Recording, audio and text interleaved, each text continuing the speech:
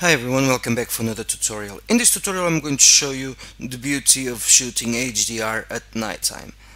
So basically I'm in Bridge now and I'm just showing the preview of a nicely exposed image. Well, you can call it nicely, but as you can see this is too bright, but this is not very exposed because I was shooting at matrix mode because I shoot Nikon. So I shot underexposed image by 2 stops just to have some details over here, and I shot an overexposed by 2 stops so I could have some more detail right here on the trees and the leaves and everything, and even on the grass.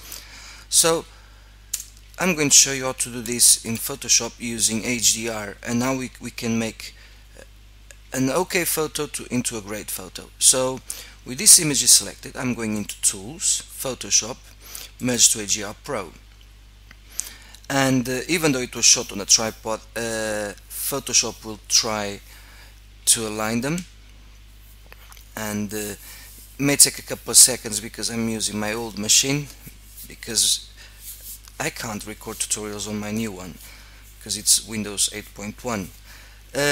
But as you can see, Photoshop is loading the images, and while doing that it's aligning them, and then it will give me the option of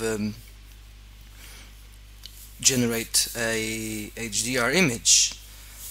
So any second now.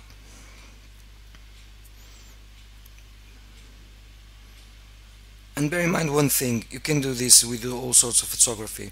It's not only nighttime, but in here you can see a big difference compared to a normal shot into an HDR, and it won't be that ugly HDR that probably saw all over the internet. So the first thing I'm going to do, I'm just going to remove ghosts, and because I know there's a bit of movement right here somewhere, and I'm just going to select the one I want, and in here it's okay because I don't see much light going here.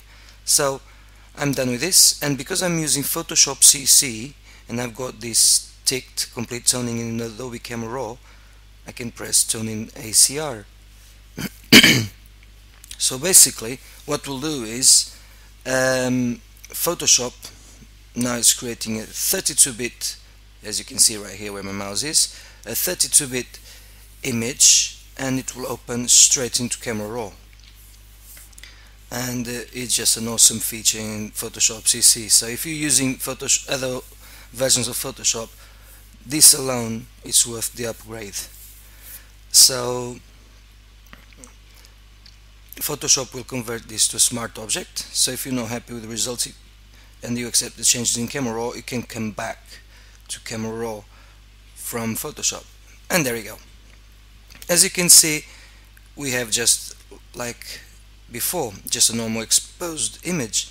So I'm going to set the white balance, and I can set white balance as auto. I can set to daylight, cloudy, or shade. I like shade. It looks cool, I think, but for me it does. I'm just going to bring down the highlights, and as you can see straight away I have so much more detail, and the thing, because I have so much detail, it's because I'm using a 32-bit image, and I'm just going to move the sliders under the exposure so you can see the difference. In a normal exposure, in a normal 16 or 8-bit image, you only can get 5 stops of underexposed or overexposed. In 32-bit you can go with 10, so it has so much information that you wouldn't believe it, but now you will believe it anyway. So I'm just going to set the exposure at 0, bring down the highlights, and I'm quite pleased with the result. I'm going just to open the shadows like so, and probably it's too warm, so I'm just going to cool it down just a touch, bit more, something like so. And now I'm going to add some clarity. Clarity adds contrast to midtones, also gives the idea of adding texture to the image, and sometimes brightens the image of the overall image. And as you can see, as I move it, the image is slightly brighter, so something like so. I can bring down the exposure just a touch more, and because we opened up the shadows and we brought down the highlights, it loses contrast. So obviously I'm just going to add some contrast, something like so. And right here on the tone curve I still can bring down even further the highlights and the lights a bit more, and I'm happy with this. But once again I lost a bit of contrast, so I'm going to add a bit of contrast, and there we go. Nice image. Obviously play with different white balances because it creates a different image. As you can see, this is a shot, auto, daylight, cloudy, shade, and tungsten, which looks ugly in this case, fluorescent, flash, and custom, which is the one I had just now. So as you can see, it's quite cool. And from an okay image to a great image. To finalize all of this, I'm just going to make sure that I've got blacks and whites in here. So I'm going just into blacks, holding Alt, and I've got enough blacks.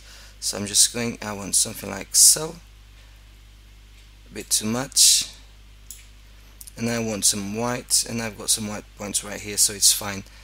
And from this to this, within a couple of minutes, I'm just going to upright and just remove distortion. As you can see, it looks quite cool. I hope you like it, and I hope you start shooting HDR at night because it's really cool, and you get a lot more detail than you would just opening the shadows or bringing down the highlights. Thanks for watching, and I'll see you next time. Bye for now.